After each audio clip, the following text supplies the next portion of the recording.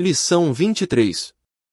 Nesta parte tenho a honra a qual tenho a honra de apresentar aqui, você verá que o dinheiro é tramado na fábrica de nossa própria existência, que a lei do sucesso é serviço, que conseguimos o que damos, e por esta razão precisamos considerar um grande privilégio ser capazes de dar.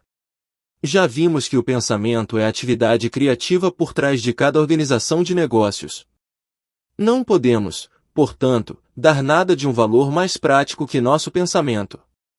O pensamento criativo requer atenção, e a energia da atenção é, como já vimos, a arma do super-homem. A atenção desenvolve a concentração, e a concentração desenvolve a energia espiritual, e a energia espiritual é a força mais poderosa da existência. Esta é a ciência que abraça todas as ciências. É a arte que, por cima de todas as artes, é relevante à vida humana. No domínio desta ciência e desta arte há oportunidade para um avanço contínuo. A perfeição nisso não se adquire em 6 dias, nem em 6 semanas, nem em 6 meses. É o trabalho de toda a vida. Não ir para frente é ir para trás. É inevitável que manter pensamentos positivos, construtivos e generosos precisa ter efeitos de grande alcance para o bem. A compreensão é a tônica do universo. A natureza está tentando constantemente conseguir um equilíbrio. Quando algo é enviado, algo deve ser recebido, do contrário se formaria um vazio. Pela observância desta regra você não pode falhar em conseguir benefícios na medida em que se aplique amplamente seu esforço ao longo desta linha. Uma consciência do dinheiro é uma atitude da mente, é a porta aberta aos canais do comércio. É a atitude receptiva. O desejo é a força atrativa que põe a corrente em movimento e o medo é o grande obstáculo pelo qual tais correntes são paradas ou se invertem completamente, afastando-se de nós. 2. O medo é simplesmente o contrário à consciência do dinheiro, é a consciência da pobreza. E como a lei não pode mudar, conseguimos exatamente o que damos, se tememos conseguimos o temido. O dinheiro se trama do mesmo modo no tir de nossa própria existência, compromete o melhor pensamento das melhores mentes.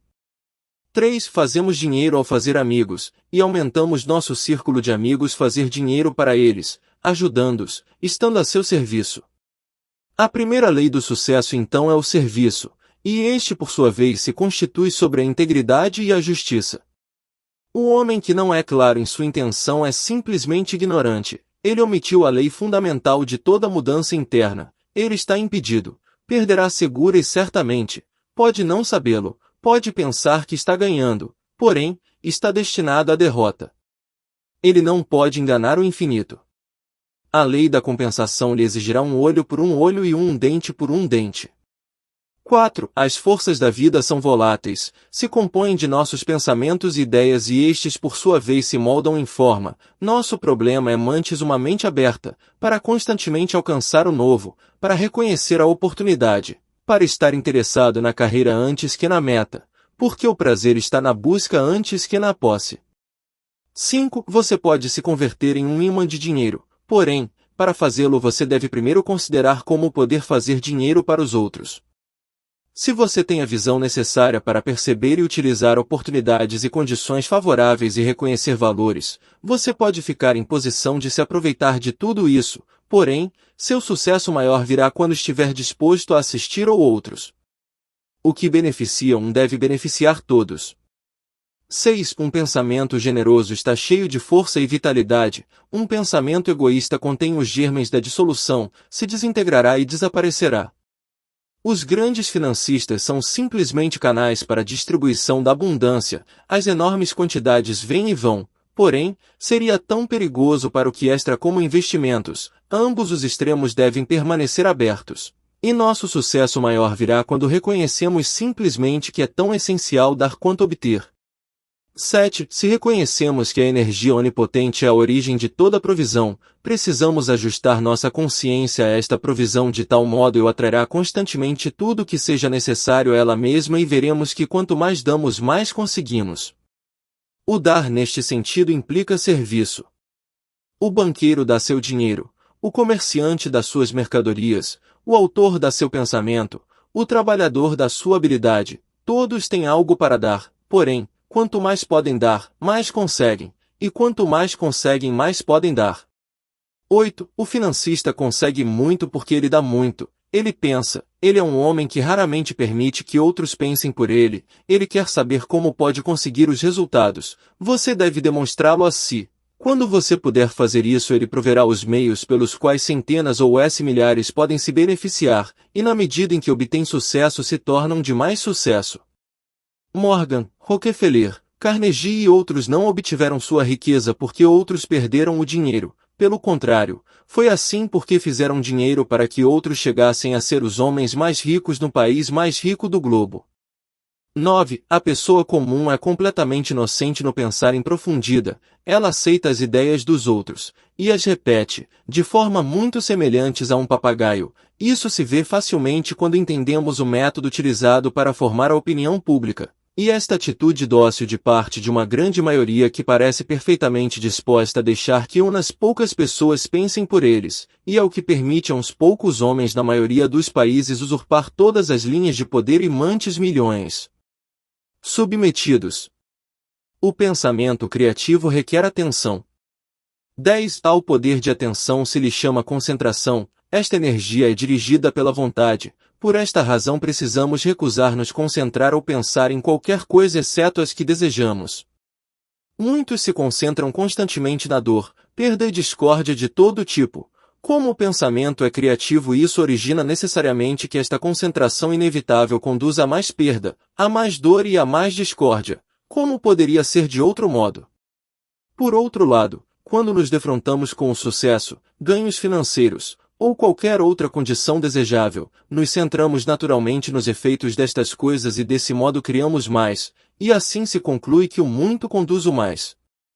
10. Ao poder de atenção se lhe chama concentração, esta energia é dirigida pela vontade. Por esta razão precisamos recusar-nos concentrar ou pensar em qualquer coisa exceto as que desejamos.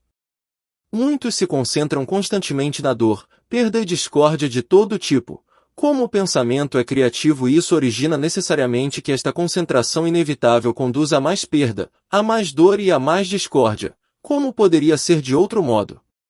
Por outro lado, quando nos defrontamos com o sucesso, ganhos financeiros, ou qualquer outra condição desejável, nos centramos naturalmente nos efeitos destas coisas e desse modo criamos mais, e assim se conclui que o muito conduz o mais. 11. Uma compreensão deste princípio pode ser utilizado no mundo dos negócios como é muito bem dito por um sócio meu. 12. O espírito, qualquer coisa que ele possa ou não possa ser, deve ser considerado como a essência da consciência, a substância da mente, o pensamento subjacente da realidade. E como todas as ideias são fases da atividade da consciência, da mente ou do pensamento, se conclui que no espírito, e somente nele, é preciso encontrar o último fato, a coisa verdadeira, ou ideia. 13. Sendo isso admitido, não parece razoável sustentar que uma compreensão verdadeira do espírito, e suas leis de manifestação, seria a coisa mais prática que uma pessoa prática poderia esperar conseguir? Não parece certo que se pudessem os homens práticos do mundo perceber este fato ficariam sumamente entusiasmados em acessar o lugar no qual pudessem obter tal conhecimento de coisa e de leis espirituais? Esses homens não são tontos, necessitam somente se apropriar deste fato fundamental para se mover na direção que é essência de toda a conquista. 14. Deixe-me dar um exemplo concreto. Conheço um homem em Chicago que eu sempre considerei como absolutamente materialista. Ele havia tido vários sucessos em sua vida, e também havia tido vários fracassos. A última vez que conversei com ele estava praticamente acabado se comparado com seu antigo negócio. Parecia que havia chegado ao fundo do poço, havia entrado na etapa da meia-idade, e as novas ideias lhe vinham lentamente, e com menos frequência que em anos anteriores. 15. Ele me disse, em essência, sei que todas as coisas que acontecem nos negócios são o resultado do pensamento, qualquer tonto sabe disso. Justamente agora, pareço estar com falta de pensamentos e de boas ideias. Porém, se esse ensina de que tudo é mente for correto, deve ser possível que o indivíduo consiga uma conexão direta com a mente infinita. E nela deve haver a possibilidade de todo tipo de boas ideias que um homem de minha coragem e experiência poderia pôr em prática no mundo dos negócios, e fazer disso um grande sucesso.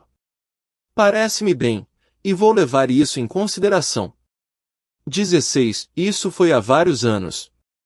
Outro dia ouvi falar deste homem de novo. Falando com um amigo, disse: "Que aconteceu com o nosso velho amigo X?" Mais uma vez conseguiu permanecer sobre seus pés. O amigo me observava assombrado. "Por quê?" disse. "Você não sabe sobre o grande sucesso de X? Ele é o chefão da companhia", citando uma marca comercial que atingiu um sucesso fenomenal durante os últimos 18 meses e é agora bem conhecida, por causa de seus anúncios, de um extremo a outro do país, e também no exterior. Ele é o homem que forneceu a grande ideia para essa marca. Porque ele está perto do 500 mil de mercadorias e se está indo rapidamente para a marca do 1 milhão, tudo no espaço de 18 meses.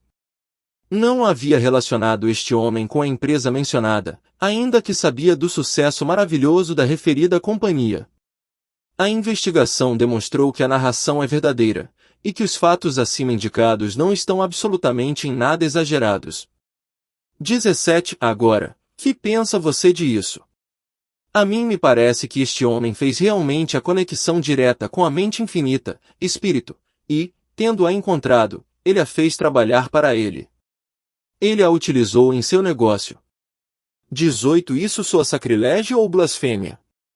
Espero que não, não pretendo que seja isso. Tire a implicação da personalidade, ou de natureza humana magnificada, do conceito de o infinito, e você terá deixado a concepção de uma poderosa presença infinita, a quintessência da qual é consciente, de fato, no final, o espírito.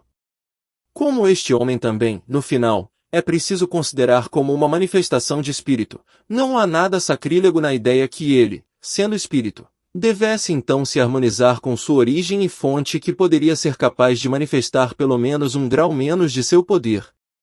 Todos nós fazemos isso, mais ou menos, quando utilizamos nossas mentes na direção do pensamento criativo. Este homem fez mais, ele conseguiu isso de um modo intensamente prático. 19. Não o consultei sobre o método de seu procedimento, ainda que penso fazê-lo na primeira oportunidade, porém, ele se apoiou não somente na fonte infinita para as ideias que utilizou, e que formaram a semente de seu sucesso, senão também utilizou o poder criativo do pensamento ao formar para ele um padrão idealista do que ele esperava manifestar em forma material, agregando ademais, com o tempo, mudanças, melhoras e seu detalhe, avançado de um quadro geral a um terminado e detalhado. Meu juízo está baseado nos fatos do caso, não unicamente nos dados da conversa de alguns anos, porém, também porque encontrei a mesma situação como verdadeira nos casos de outros homens proeminentes que fizeram uma manifestação similar do pensamento criativo. 20. Os que se abstêm à ideia de empregar o poder infinito para ajudar a si próprios em seu trabalho no mundo material devem recordar que se, em tal procedimento, o infinito é objetado, o mínimo que seja, a coisa nunca poderia acontecer. O infinito é absolutamente capaz de cuidar de si mesmo. 21. A espiritualidade é absolutamente prática, muito prática, intensamente prática. Ensina que o espírito é o real, que é tudo, e que a matéria é somente um preparado plástico, que o espírito pode criar, moldar, manipular e formar à sua vontade. A espiritualidade é a mais prática no mundo, a único real e absolutamente prática que há. 22. Esta semana concentre-se no fato de que o homem não é um corpo com um espírito, senão um espírito com um corpo, e é por esta razão que não é possível que seus desejos tenham uma satisfação permanente em uma coisa não espiritual. O dinheiro, portanto, não tem nenhum valor exceto para produzir as condições que desejamos, e estas condições são necessariamente harmoniosas. Condições harmoniosas exigem suficientes recursos, de modo que em se manifestando alguma carência, precisamos concluir que a ideia ou a alma do dinheiro é o serviço, e na medida em que este pensamento tome forma, os canais da abundância serão abertos, e você terá a satisfação de saber que os métodos espirituais são inteiramente práticos. Descobrimos que o pensamento premeditado e disciplinado para um propósito manifesta esse propósito em forma fixa, de modo que podemos estar absolutamente seguros do resultado de nosso experimento dinâmico. Francis Larimer Warner. Alimente sua mente com grandes pensamentos. Crer no heróico faz herói. Disraeli. E não se esqueça de deixar o seu like, se inscrever no canal e ativar o sininho das notificações. Obrigado.